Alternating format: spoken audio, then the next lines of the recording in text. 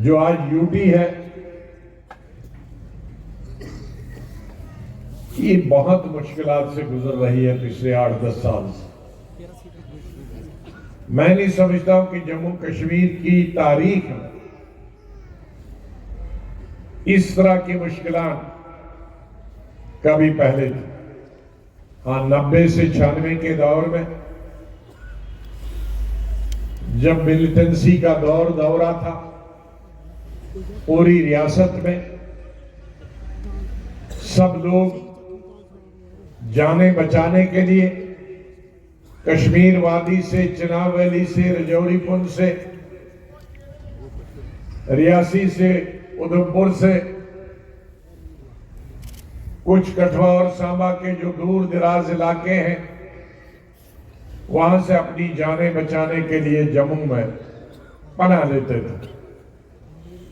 मैं जम्मू के लोगों को मुबारकबाद देता, बधाई देता कि जम्मू के हमारे भाइयों ने स्वागत किया सभी लोगों का, उनको शर्फ दी, उनको जगह दी। यहां मकान बनाने के लिए, किराए पे रहने के लिए, कॉलेजेस में, स्कूलों में दाखिले के लिए, अस्पताल जो सिर्फ जम्मू लोगों के लिए बने थे उसमें इतने सभी लोग पूरी स्टेट के इलाज करने लगे। बाकी जो सड़कें, पानी, बिजली सिर्फ जम्मू के लोगों के लिए थे, वो सब स्टेट के लोगों से बांट मिल के खाया। इसके लिए दिल बहुत बड़ा होना चाहिए। जम्मू के लोगों ने वो दिल दिखाया और दरिया दिली से सबका स्वागत किया। कोई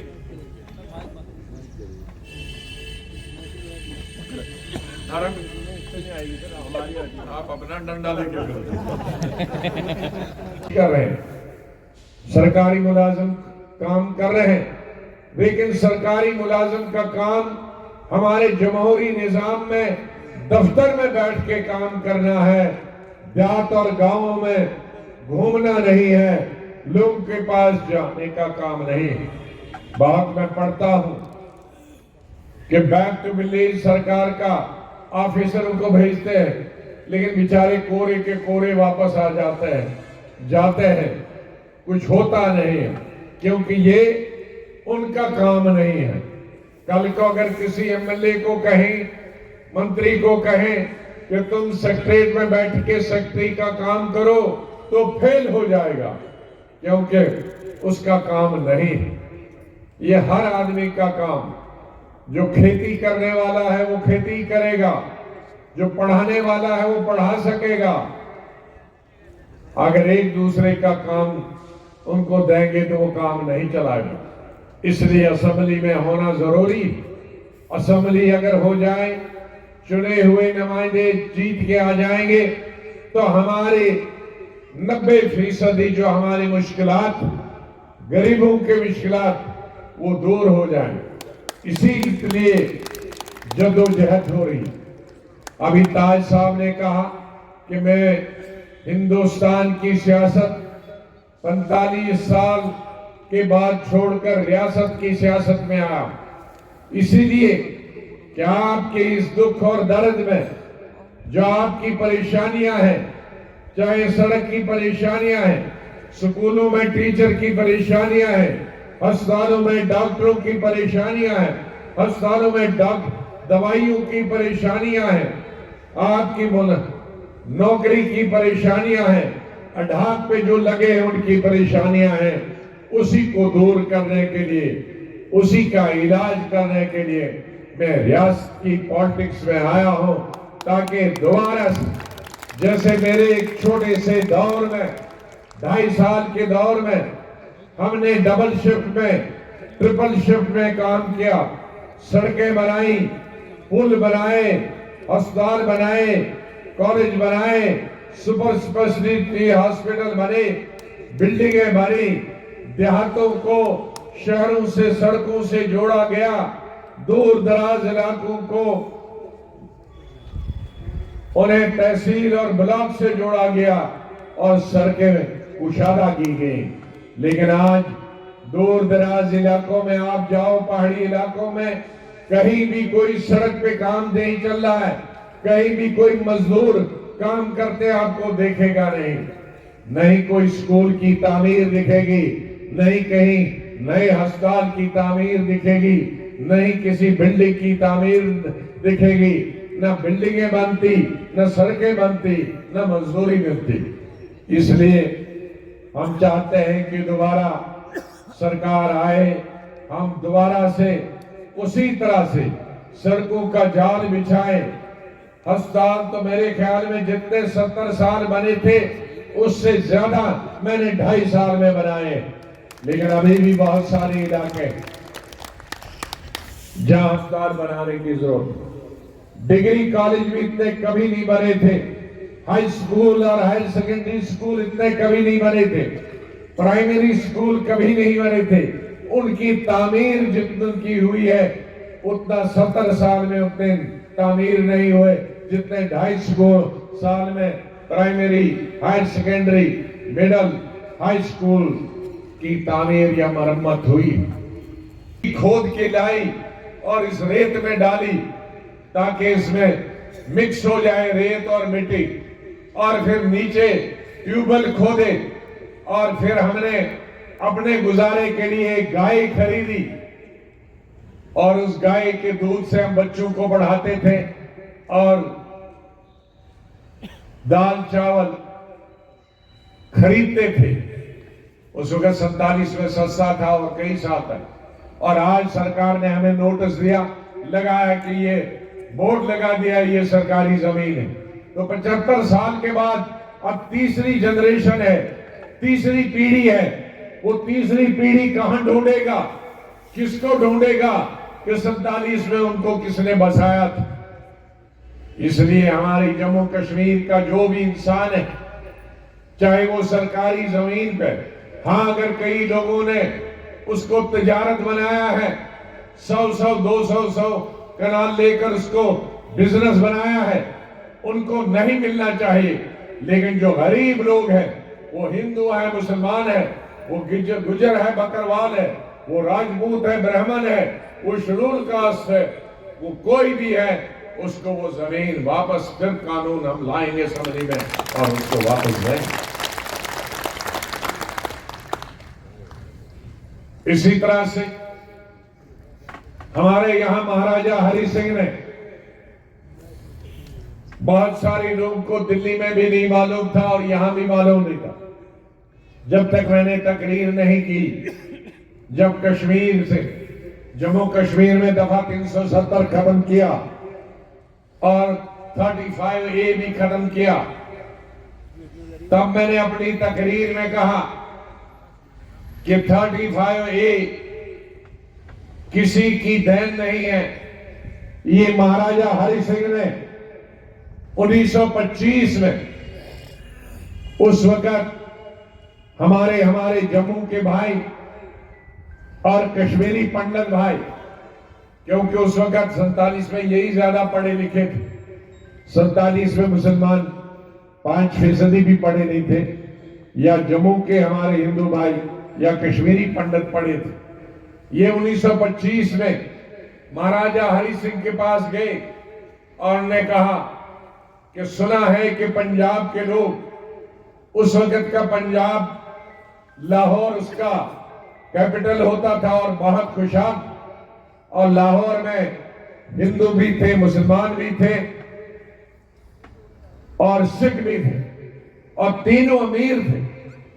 और उनको बताया कि ये आधे कश्मीर खरीदेंगे, आधे जम्मू खरीदेंगे, नौकरियां भी यही ले जाएंगे, जमीन भी ले जाएंगे, लेकिन हमारे पोतों और पड़पोतों का क्या होगा? जमीन के बगैर वो भीख मांगेंगे, नौकरी नहीं उनको मिलेगी। देखो, मैं बधाई देता हूं 1925 के हमारे हिंदू भाइयों को और पंडित भाइयों के, उनकी दूरअंदेशी, उनकी दूरदृष्टि कितनी लंबी थी। क्या तकरीबन आज 100, अगले साल 100 साल होगा 1925 की बात कर रहा हूं, अभी 24 है। तो 100 साल पहले उन्होंने आज के बारे में सोच रहा था कि आज 6 गुना आबादी जम्मू कश्मीर की बड़ी है, यह आबादी कहां जाएगी। तो महाराजा हरि सिंह ने ऑर्डर निकाला, लेकिन 2-3 साल के बाद फिर वो डेलीगेशन मिला कि इसकी कानूनी अहमियत ऑर्डर की नहीं है। 1927 में दूसरा ऑर्डर निकाला, वो भी नहीं चला। फिर 1930 में महाराजा हरि सिंह ने कानून बनाया और उस कानून में स्टेट सब्जेक्ट बनाया। वही कानून था कि जिसके पास स्टेट सब्जेक्ट होगा वही जमीन खरीद सकता है, वही जमीन बेच सकता है, वही नौकरी कर सकता है। आप में से पता नहीं कितनों को, लेकिन हमें जब स्कूल से कॉलेज जाना था तो उसके लिए स्टेट सब्जेक्ट है, स्टेट सब्जेक्ट चाहिए हर आदमी। आज हमें सबसे बड़ा अफसोस है कि हमारी स्टेटहुड हमसे चली गई। स्टेटहुड का ये फायदा था, ये कहना भी गलत होगा कि कश्मीर को फायदा था, जम्मू को फायदा नहीं। जो फायदा कश्मीर को था वही फायदा जम्मू को भी था, वही हिंदू को भी था, वही मुसलमानों को।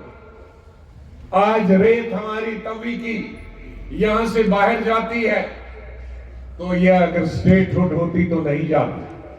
आज हमारी खदानें बाहर वाले लोग देते हैं, स्टेटहुड होती तो स्टेट से बाहर। आज हमारे मुलाजिम बाहर से आते हैं, स्टेटहुड होती तो वो नहीं होती। आज अगर 35A होता तो हमारी नौकरी करने के लिए हमारे भद्रवा के गांवों में, जहां से बुनियादी गांव मुझे सुरुड़ी साहब बताते थे कि पोस्ट ऑफिस जो है उस गांव में यूपी से पोस्ट ऑफिस की लड़की वहां क्लर्क बन के आई। तो अगर हमारे गांव में यहां से 600 किलोमीटर और 3 दिन का रास्ता में भी पोस्ट ऑफिस चलाने वाला यूपी से आएगा, बिहार से आएगा। हम उनके दुश्मन नहीं, लेकिन उनके साधन हैं। वहां इंडस्ट्रियां हैं, वहां फैक्ट्रियां हैं, वहां तिजारत है, वहां खदानें हैं, कोयले की खदानें हैं। यहां हमारे पहाड़ कुछ नहीं है, सिर्फ बर्फ होती थी, बारिश होती थी, उससे बिजली बनती थी पानी से, वो भी शायद पिछले साल से नहीं है। और इस साल तो तैयार अभी हो, गुलाम अहमद बैठ जाओ, वो भी अभी से मैं बैठ जाओ कि अगले इस साल शायद हमें 2 घंटे भी बिजली नहीं मिलेगी। जनवरी खत्म हो रहा है, परसों जनवरी खत्म हो रहा है और अभी तक बर्फ की बूंद रही है, बारिश की बूंद रही। ये साल सबसे बड़ा कठिन। बर्फ होती थी, पानी होता था, बिजली पैदा होती थी, 90% बिजली पूरे देश को जाती, हमें 10% मिलते थे। अब वो भी महरूम रहेंगे। तो ये पहाड़ हमारे थे जिसमें सिर्फ हमको इतना ही फायदा मिलता था कि इनकी वजह से बर्फ पिघलती थी और हम पानी हमें मिलता था पीने का, खेती का, बिजली बनाने का। वो भी ऊपर वाले ने, वो भी 370 उन्होंने बर्फ वाला 70 उनके पास था, वो भी उन्होंने बंद कर दिया। तो ऐसी मुसीबत, इसलिए हमने जो जद्दोजहद की, वो जद्दोजहद की वजह से सरकार ने तभी माना था जब मैं लीडर अपोजिशन था कि हम स्टेटहुड वापस करेंगे। स्टेटहुड तो वापस होगी, लेकिन 35A पार्लियामेंट ने जो पास किया वो विधानसभा भी कर सकती है। बहुत सारे राज्यों ने, रियासतों ने उनकी स्टेट में कोई नौकरी न खरीदे, कोई करे और जमीन कोई न खरीदे, उन्होंने कानून बनाया। हमारी सरकार आएगी तो हम कानून दोबारा बनाएंगे कि यहां असेंबली से पास कराएंगे पारित कि कोई भी बाहर वाला जमीन न खरीद सकेगा, न बेच सकेगा और न नौकरी यहाँ अप्लाई कर सकता है, नौकरी नहीं कर सकता। यहाँ 70% आबादी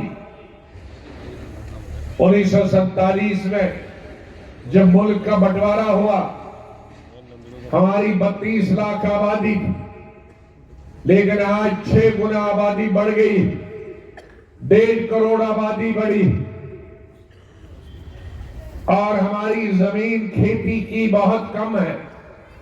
हमारे ज्यादातर अगर देखेंगे तो 80% हमारे पहाड़ है और बाकी जंगलात। लोगों के घर बनाने के लिए जमीन नहीं है, लोगों के खेती करने के लिए जमीन नहीं है।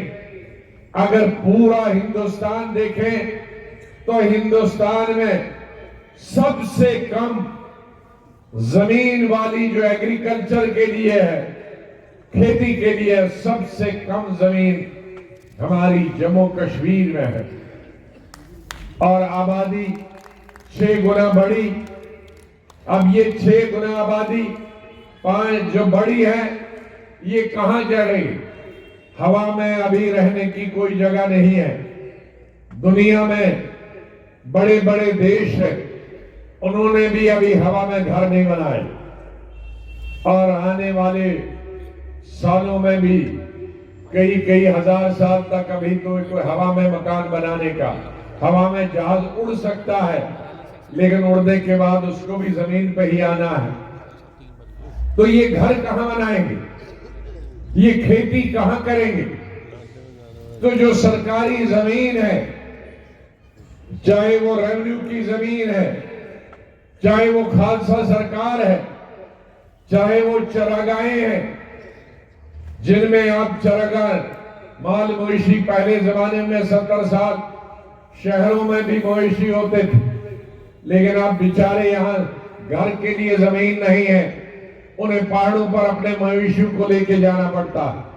लिहाजा आज 70 साल 75 साल के बाद 70% जो आबादी बढ़ी है, उसको सरकारी जमीन पे ही घर बनाना उसकी मजबूरी है, दुकान बनाना उसकी मजबूरी है, फसल उगाना उसकी मजबूरी है, वरना कहां रहेंगे? हम उनको निकाल तो नहीं सकते। इसीलिए मैंने कानून बनाया था। अभी होटल का काम भी चल रहा है, लोगों को थोड़ा तिजारत भी मिल रहा है, काम भी मिल रहा है। हम और 22 के 22 जिलों में, नहीं 20 जिले, अब 22 तो 2 तो चले गए लद्दाख, 20 जिले जो हमारे, इनमें टूरिज्म को फरोग देंगे। मैं कल सामा में था तो मैं पूछ रहा था हमारे साथी मिश्रा जी से कि यहां भी कोई बड़ी बड़ी धारें हैं? कहा है। मैं कितनी ऊंची है? कहा 300 फुट। मैं कहा 300 फुट भले आदमी धार नहीं होती है, 5000, 6000, 7000, 10,000 धार होती है जहां टूरिस्ट जाएगा। लेकिन हमारे इस हिंदू बेल्ट में बहुत सारे मंदिर है। हमारे मुल्क में और दुनिया में 3 किस्म का पर्यटक होता है, टूरिज्म होता है। एक तो लेजर टूरिज्म, उसको जैसे कश्मीर में जाते हैं घूमने फिरने देखने वगैरह। दूसरा है पिलग्रिम टूरिज्म। पिलग्रिम टूरिज्म उसको कहते हैं जो मंदिर मस्जिद गुरुद्वारा देखने जाते हैं। तो कश्मीर में दोनों है। कश्मीर में लेजर घूमने फिरने के काबिल भी है, लोग नई चीजें हवा देखने के लिए, ठंड में घूमने के लिए, और बहुत सारी ज़ियारतें भी है। लेकिन जम्मू में बदकिस्मती से हमारे खास तौर से ये 2-3 जिले हैं, यहाँ पहाड़ ज्यादा नजदीक नहीं है। यहाँ हमारे मंदिर, प्राचीन मंदिर है, हमारे गुरुद्वारे हैं। यहाँ हमारा पिलग्रिम टूरिज्म हो सकता है, लेकिन किसी ने मरम्मत उनकी की नहीं, वहां तक पहुंचना नहीं, दुश्वार बन गया। शिवखोड़ी, जब मैं चीफ मिनिस्टर था तो हमारे ये मंत्री थे जुगल किशोर जी, शिवखोड़ी में वो तो ले कहा जी यहाँ मंदिर है। हमारे माता वैष्णो देवी तो करोड़ से ज्यादा उस वक्त आते थे यात्री, तो लेकिन शिव खोड़ी में भी लोग आ सकते हैं अगर इसका भी ट्रस्ट उसी तरह से बनाया जाए जैसे माता का, तो टूरिस्ट आएंगे। उस वक्त कुछ हजार लोग आते थे, आज टूर मैंने उसको ट्रस्ट बनाया और आज 40 लाख जम्मू म्यूजियम नहीं उस